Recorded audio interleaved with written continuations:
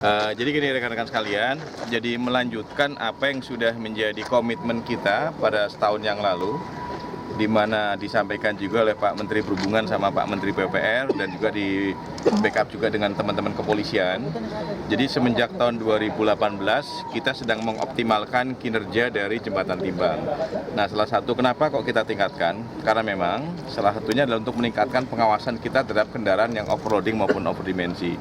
Nah, ini baru saja saya melakukan pemotongan kendaraan truk untuk logistik untuk angkutan sepeda motor.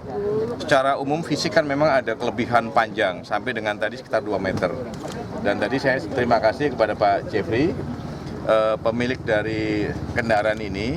Dan ternyata sekarang dari pihak Astra yang memberikan pekerjaan untuk angkutan logistik kepada Pak Jeffrey ini sudah komplain semua subkon yang nanti akan bekerjasama dengan Astra, itu kendaraan truknya harus komplain dengan regulasi yang ada. Artinya, kalau kendaraan truk barang ini mengangkut sepeda motor, itu harus sesuai dengan ukurannya, panjangnya, dan juga termasuk masalah tingginya.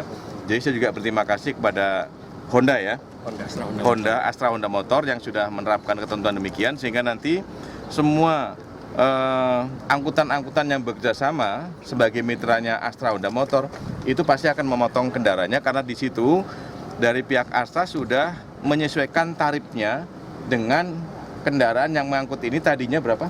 70 Pak. 70 sepeda motor, sekarang menjadi 40 dan kemudian tarifnya disesuaikan, makanya bisa dipotong.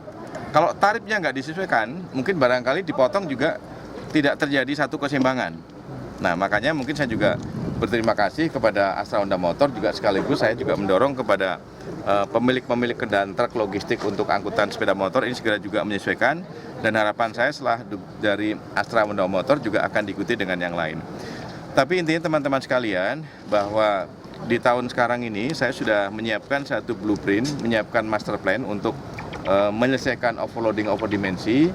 Dan ini akan kita waktunya cukup sekitar 5 tahun ke depan akan menyelesaikan sampai dengan bisa tuntas. Tapi sampai dengan tahun 2021 memang saya kejar. Jadi intinya bahwa sampai dengan 2021 kita harapkan kita akan bisa menyelesaikan menyangkut masalah overloading overdimensi, walaupun di dalam master plan saya nanti mungkin kita masih ada toleransi. Jadi cepat atau lambat overloading overdimensi ini yang sudah melakukan pemotongan di Riau, Pekanbaru cukup banyak, di Semarang juga cukup banyak, dan sekarang 73 jembatan timbang di Indonesia sudah kita bekali dengan satu pola metode, tidak hanya untuk melakukan pengukuran saja, tapi juga adalah untuk memberikan asistensi, termasuk memberikan edukasi.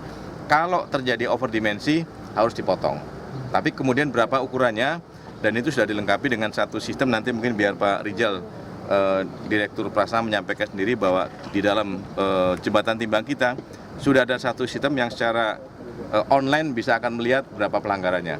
Nah, mungkin silakan Pak Rijal. Ya, Pak, mungkin dari catatan jembatan timbang sendiri yang order Pak. Kenapa? Dari catatan Kemenhub Pak. Kalau saya katakan kemarin ya, ini saya coba ya, dari 23 jembatan timbang yang kita lakukan uji coba sekitar 13 hari, itu hampir 70% masih melakukan pelanggaran overloading ya. Kalau off-roading ada potensi kendaraannya overdimensi.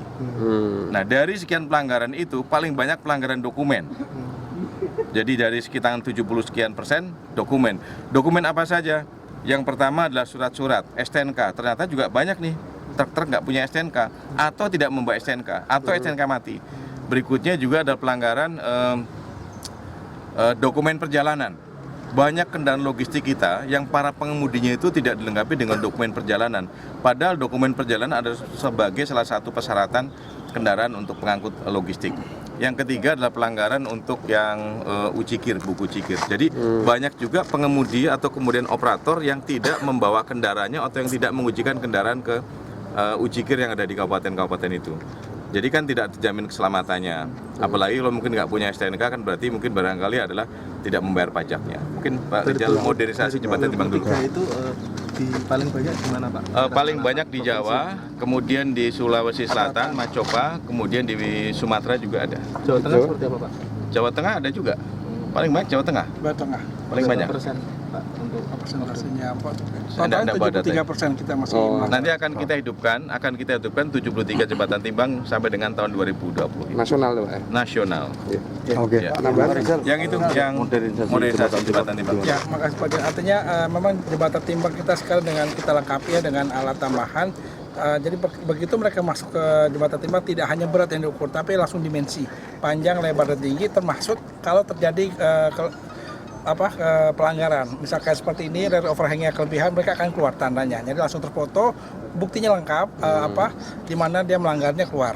Dan data kami sudah satu, kita pakai big data, data yang dipasiki seperti data blue, kita sinergikan semuanya, yang dipayani angkutan kita sinergikan. Jadi begitu kita capture plat nomor, keluar semua datanya. Ini kendaraan siapa, milik siapa, lebarnya berapa, ada semua datanya. Jadi kita coba ke depan mencoba mensinergikan dan memulai untuk menggunakan ICT, teknologi di dalam penanganan di jembatan timbang. berapa jembatan yang akan dijadikan percontohan?